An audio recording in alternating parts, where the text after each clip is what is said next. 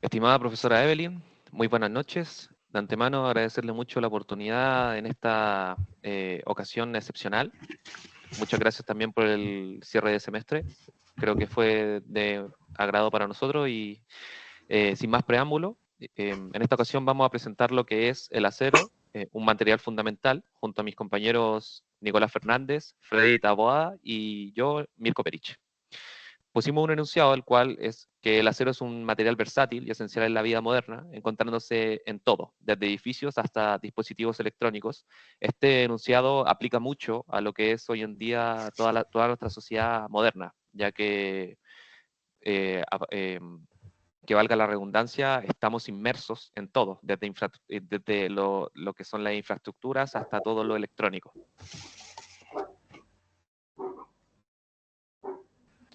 Comenzando por el índice, vamos a tener una pequeña introducción, vamos a ver el objetivo general y objetivos específicos, luego qué es el acero, origen del acero, materias primas.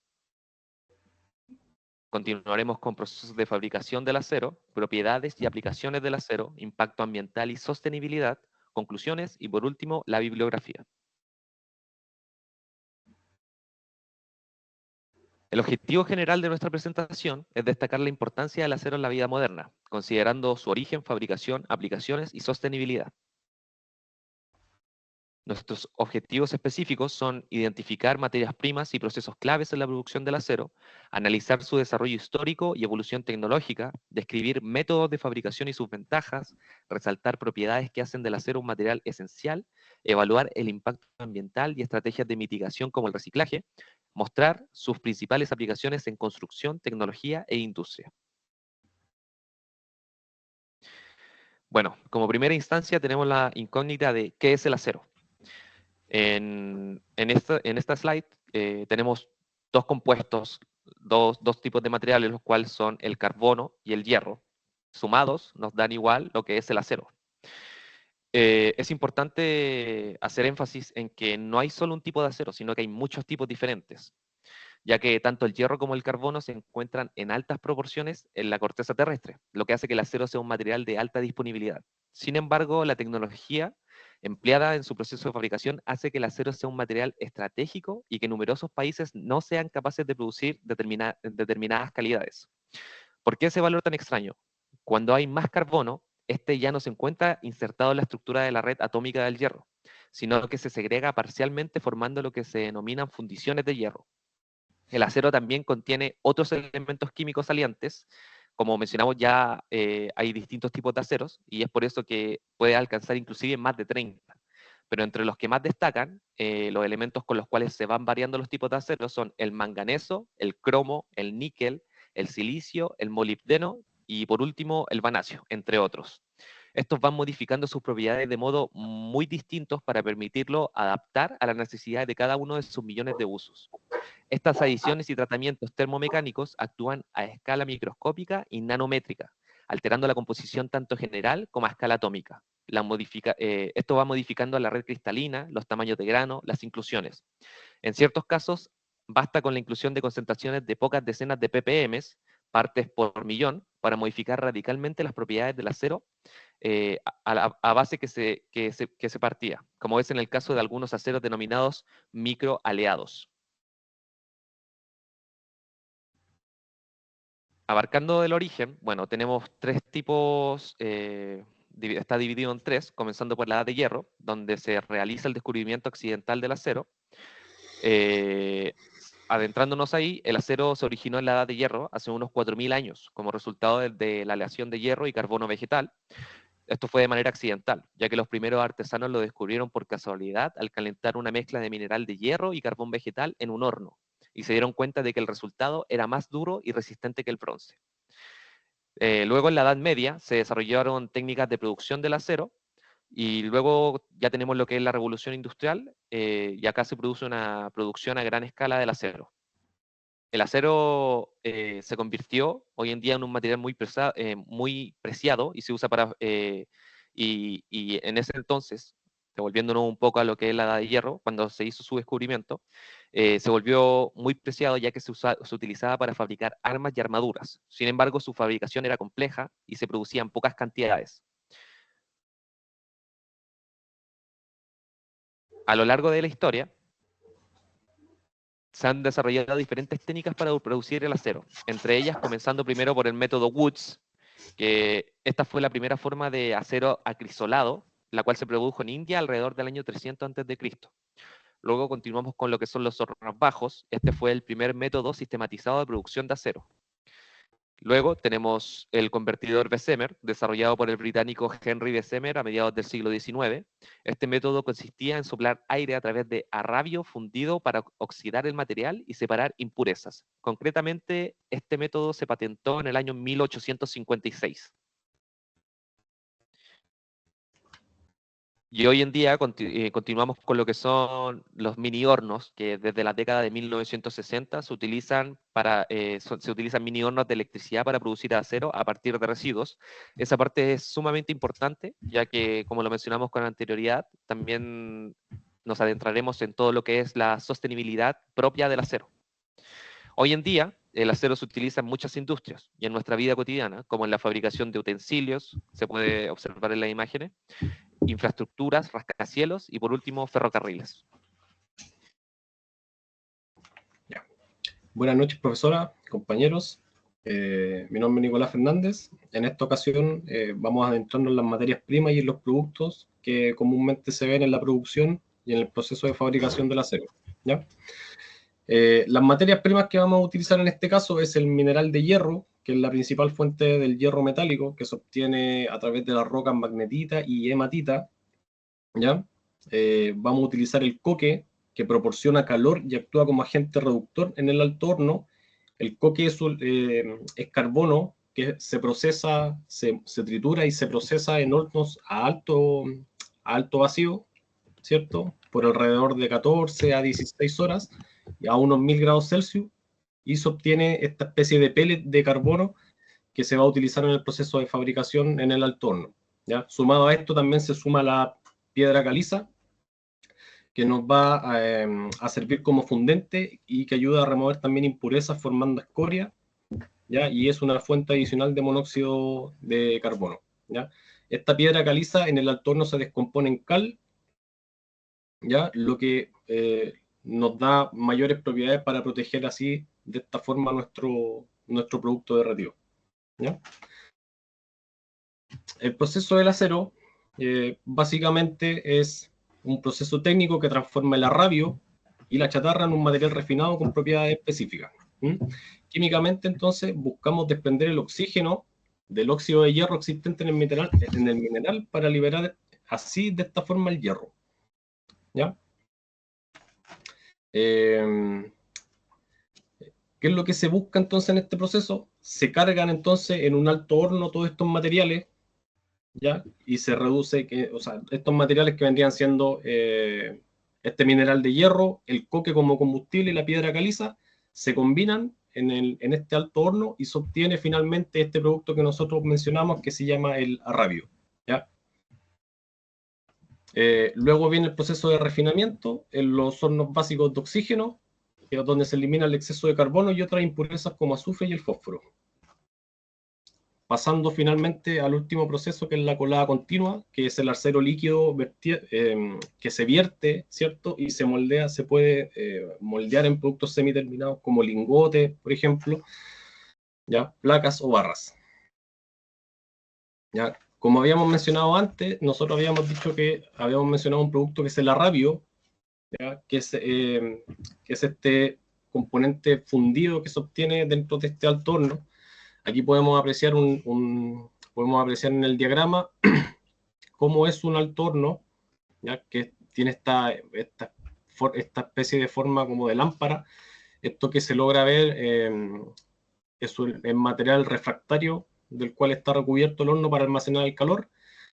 En la boca del horno, entonces, se carga este material que vendría siendo el hierro, el coque como combustible y el cal, ¿cierto? Que ya está a 400 grados, y aquí es donde se mezcla y se se le añade aire, ¿cierto?, a alta temperatura, que finalmente es lo que enciende este carbón, y de esta forma se logra fundir todo este material, logrando así producir el arrabio, ¿ya?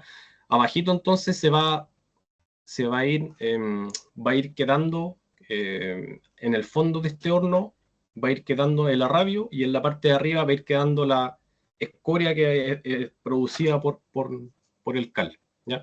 Aquí en esta imagen también se logra apreciar la reacción, ¿cierto?, que es óxido de fierro con carbono, y lo que buscamos es separar el carbono y el mineral de hierro. Las etapas del proceso entonces vendrían siendo básicamente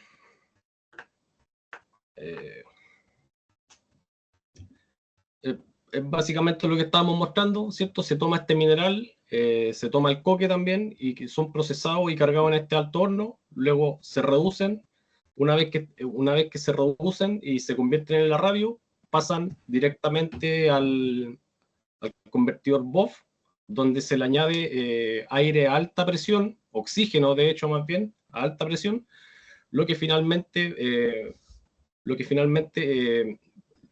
que está haciendo es remover las partículas de carbono en excedente, ¿cierto? Y es parte para poder dar forma así al acero, ¿ya?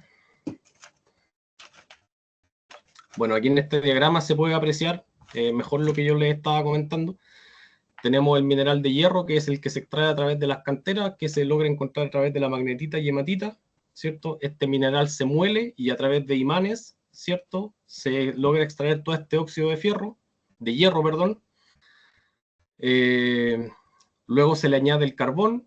El carbón también se logra apreciar aquí en este diagrama, que se procesa en hornos de coque, con el proceso que les había mencionado anteriormente, donde en hornos de alto vacío se prepara este componente que nos va a servir como combustible, y se le añade también la piedra caliza a este horno, que nos va a ayudar a producir la escoria, que lo que va a hacer es proteger nuestro producto de la oxidación y de todos los materiales que puedan contaminarlo, ¿ya? Una vez que se obtiene este arrabio, pasa directamente a lo que se conoce como horno básico de oxígeno, ¿cierto?, o convertidor LD o BOF, donde se le añade esta inyección de oxígeno, ¿cierto?, que finalmente lo transforma en acero, ¿ya? Aquí también tenemos también otros procesos que son opcionales. Por ejemplo, acá tenemos la reducción directa, donde se puede utilizar gas natural para reducir el mineral de hierro en forma sólida o en procesos alternativos al horno. También tenemos el horno eléctrico, que se utiliza para reciclar acero o chatarra, como se muestra aquí en el diagrama, para procesar hierro y reducirlo, y de esta forma también poder reutilizar esta chatarra. Y finalmente esto, una vez que sale del convertidor, pasa al último proceso, que es la colada continua, donde aquí el material fundido se transforma en planchones, ¿cierto?, que finalmente pueden pasar a un proceso secundario, donde se le pueden añadir, puede pasar a una sección de pulido, ¿cierto?, de tratamientos especiales, dependiendo de la aplicación que se le busque dar en la industria. Ya, aquí tenemos también algunas imágenes de referencia de las materias primas. Tenemos el hierro, ¿cierto? Aquí tenemos una roca donde se extrae el hierro principalmente. Tenemos el coque, que finalmente es nuestro producto que vamos a utilizar como combustible, que se origina a base de carbono. Y también tenemos la piedra caliza, que nos va a servir para remover impurezas formando escoria, ya que una vez que está dentro del horno, todo nuestro arrabio va a estar al fondo, ¿cierto? Y se va a formar una especie de coraza protectora, en forma de escoria, que finalmente va a ser removida en el proceso que estaba anteriormente, en el convertidor. ¿Ya? Como mencionaba mi compañero Mirko, esto se originó gracias a Henry Bessemer, donde se buscaba utilizar un chorro de aire para eliminar impurezas como el carbono y el silicio, y el carbón liberado por la oxidación mantiene el hierro en estado líquido. ¿Ya? El horno de arco eléctrico es un proceso más moderno donde se utilizan corrientes. De hecho, el horno tiene dos electrodos, ¿cierto?, que van, hacen arco eléctrico y elevan de esta forma la temperatura, y de esta forma se derrite el material y permite un mejor control térmico y la fabricación de aceros especiales con aliantes como el níquel, cromo, el vanadio y el molibdeno. Aquí tenemos imágenes del convertidor, ¿cierto? Aquí tenemos la lanza que finalmente va a añadir el oxígeno a la radio, y esto es lo que finalmente se va a convertir en acero. ¿Ya? Aquí tenemos el revestimiento refractario, tenemos la capa de escoria que va a proteger nuestro producto, y en esta imagen se señala por dónde se vierte el acero fundido. ¿Ya? ¿Cuáles son los productos que nosotros vamos a obtener entonces? Vamos a obtener acero al carbono, ¿cierto? Con un amplio rango de aplicaciones en construcción y maquinaria, aceros inoxidables que son resistentes a la corrosión, se utilizan en utensilios, en medicina, estructuras, principalmente para los aviones puede ser, se puede utilizar en el rubro automotriz, ¿ya? Y también podemos obtener aceros de alta resistencia y aliados. Por ejemplo, las herramientas de cromo vanadio, ¿cierto?, que se le añade más dureza para de esta forma poder alargar la vida útil de los materiales, y de esta forma añadir un valor adicional a este acero.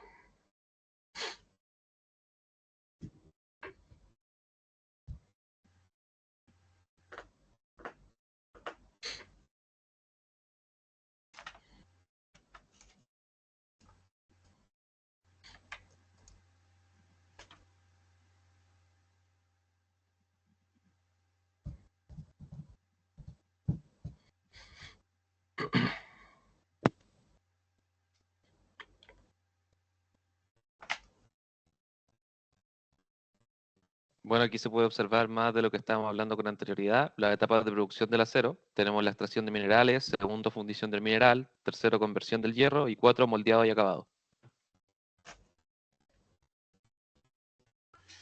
Gracias por el pase, compañeros. Ahora vamos a hablar directamente de la conservación de la materia. No sin antes, quería detenerme un momento porque quería mencionar a la persona que contribuyó con esta ley, quien fue Antoine Laurent Lavoisier, y quería hablar brevemente sobre quién fue y qué es lo que hizo. Antoine Laurent Lavoisier fue un químico de nacionalidad francesa que vivió en el año de 1743 hasta el año 1794. Lavoisier realizó los primeros experimentos químicos en los cuales se cuantificaba el tamaño de las masas.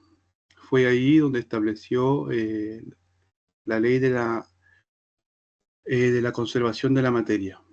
Esto ocurrió en el año de 1785. En la siguiente PPT,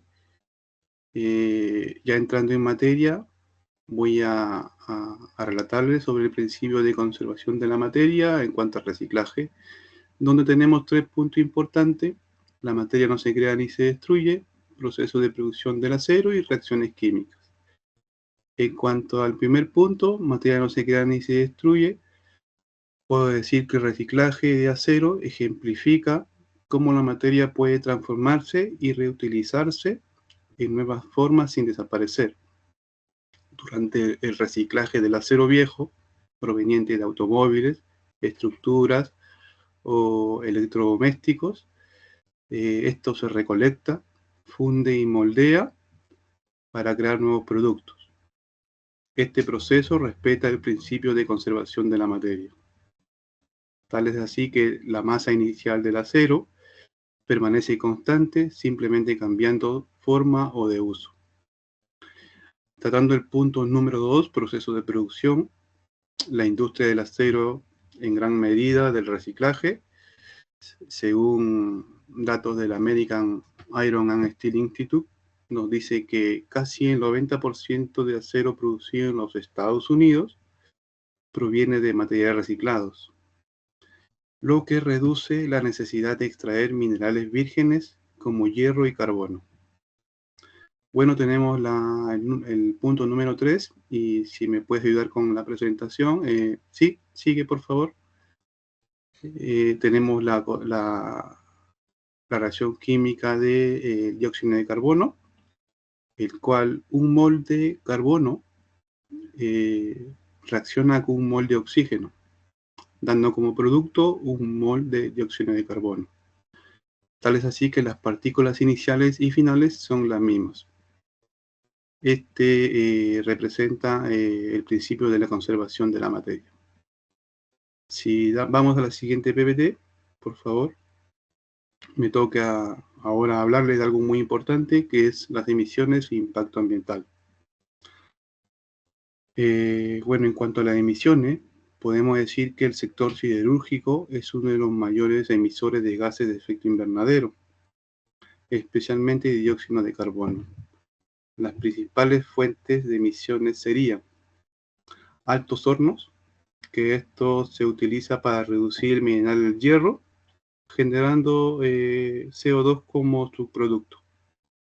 Procesos térmicos, debido a la combustión de combustibles fósiles, para alcanzar temperaturas superiores a 1500 grados Celsius, que emite grandes cantidades de gases de efecto invernadero.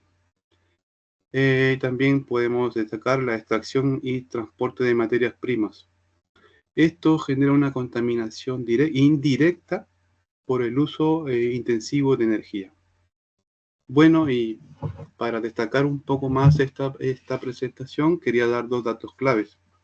El primero de ellos es que cada tonelada de acero primario producida genera en promedio de 1.85 toneladas de dióxido de carbono.